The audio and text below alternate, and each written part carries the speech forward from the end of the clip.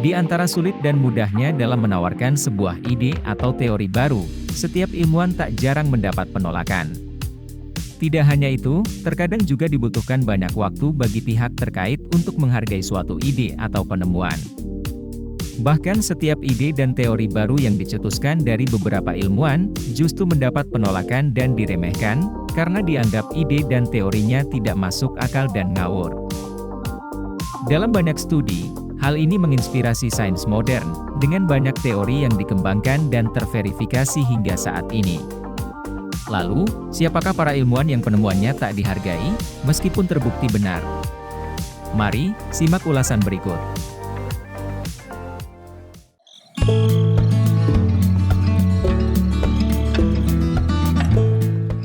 Gregor Mendel adalah salah seorang ilmuwan dan biarawan, juga ahli matematika berbakat dan ahli biologi yang brilian. Dalam kesendiriannya, Mendel menemukan ilmu genetika pada saat bekerja di taman biara. Pada suatu pagi ia mengamati beberapa bunga kacang manis yang memiliki sifat campuran warna, sedangkan yang lain hanya memiliki satu warna. Mendel dibuat bingung oleh campuran warna pada bunga itu, lalu ia berpikir bahwa terdapat beberapa sifat dalam tanaman tersebut. Sifat tersebut ternyata diturunkan dari generasi ke generasi, dan saat sifat-sifat ini memiliki perbedaan antara tanaman seperti induk dan bapak.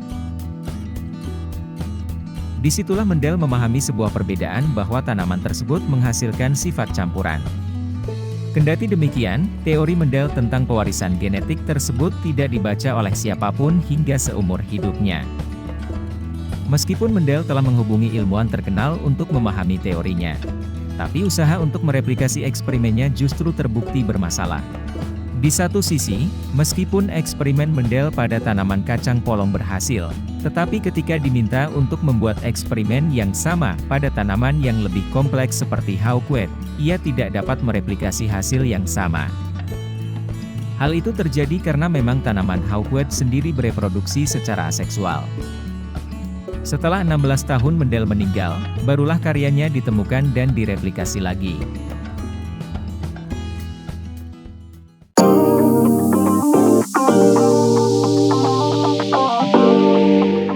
Semmelweis adalah seorang dokter pertama dari Hongaria yang mengungkapkan bahwa penyakit menular bisa disebarkan oleh dokter ketika mereka tidak terlebih dahulu mencuci tangannya dan mendisinfeksi peralatan medis mereka. Ia mengamati itu setelah memperhatikan salah satu rumah sakit yang tingkat kematiannya tinggi. Semmelweis juga seorang dokter kandungan di Wina, dia memperhatikan tingginya tingkat kematian perempuan pasca melahirkan. Sehingga dia percaya bahwa kematian tersebut disebabkan oleh dokter yang sudah terbiasa memeriksa mayat dan melakukan otopsi secara rutin, dan kemudian berlanjut membantu proses kelahiran tanpa mencuci tangannya terlebih dahulu. Teori Semmelweis terbukti benar, hingga membuat para dokter dan perawat mulai mencuci tangannya sebelum membantu persalinan dan mendisinfeksi alat medis. Kemudian Semmelweis menerbitkan beberapa makalah tentang fenomena ini, tapi tidak ada seorang pun yang percaya. Polemik pun berlanjut, ketika Semmelweis menjelaskan tentang temuannya itu kepada para praktisi medis lain, dia malah dimusuhi dan dituduh telah menganggap mereka kotor. Sehingga hal tersebut membuat Semmelweis dipecat dari pekerjaannya di Wina. Kemudian dia melanjutkan praktiknya di Budapest. Di sana, tingkat kematian perempuan pasca melahirkan pun turun sebanyak 20%. Dalam rentang waktu 20 tahun kemudian, pencetusan teori kuman datang dari Louis Pasteur. Ia akhirnya membuat banyak orang sering mencuci tangannya. Kendati demikian, sudah terlambat bagi Semmelweis untuk menerima rasa hormat dan kekaguman.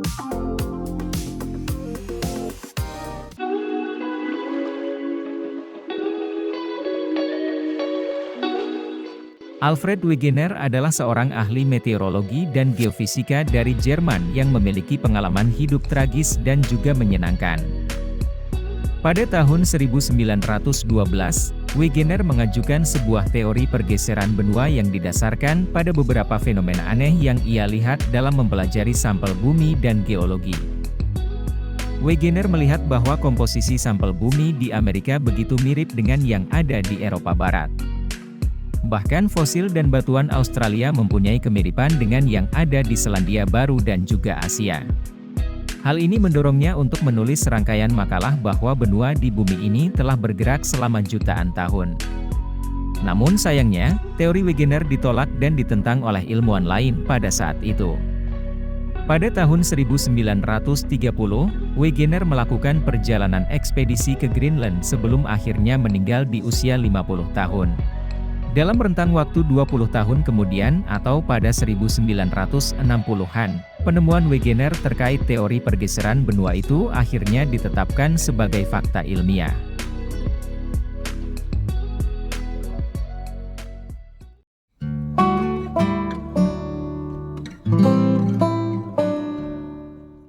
William Coley adalah seorang ahli bedah tulang yang bekerja di Rumah Sakit Kanker New York. Di masa hidupnya, pada akhir abad ke-19, kala itu tidak ada radiasi, seperti kemoterapi yang sebagai standar prosedur bagi kanker tumor yang melibatkan jaringan kanker. Coley mengamati beberapa pasien yang lebih mungkin sembuh dari kanker tanpa operasi dibandingkan dengan pasien lain. Namun jika pasien tersebut hanya menderita infeksi bakteri, seperti infeksi Streptococcus. Lalu kemudian Coley mencoba menyuntikkan beberapa pasien dengan versi yang sedikit dari radang dan bakteri lain. Sehingga dalam beberapa kasus, tindakan tersebut membuat kanker menyusut secara drastis. Setelah hal tersebut, beberapa dokter mempercayai Coley menggunakan metode tersebut untuk mengobati kanker. Lalu teori tersebut diberi nama sebagai racun Coley. Namun, sayangnya teori Coley tidak diterima dengan baik di dalam lingkungan ilmiah bahkan sampai dilupakan selama setengah abad. Kendati demikian, di tahun 1960-an, penelitian medis membangkitkan kembali ide imunoterapi setelah bertahun-tahun setelah kematian Coley. Ternyata teori Coley memerankan banyak peran penting dalam membangun bidang pengobatan kanker tersebut.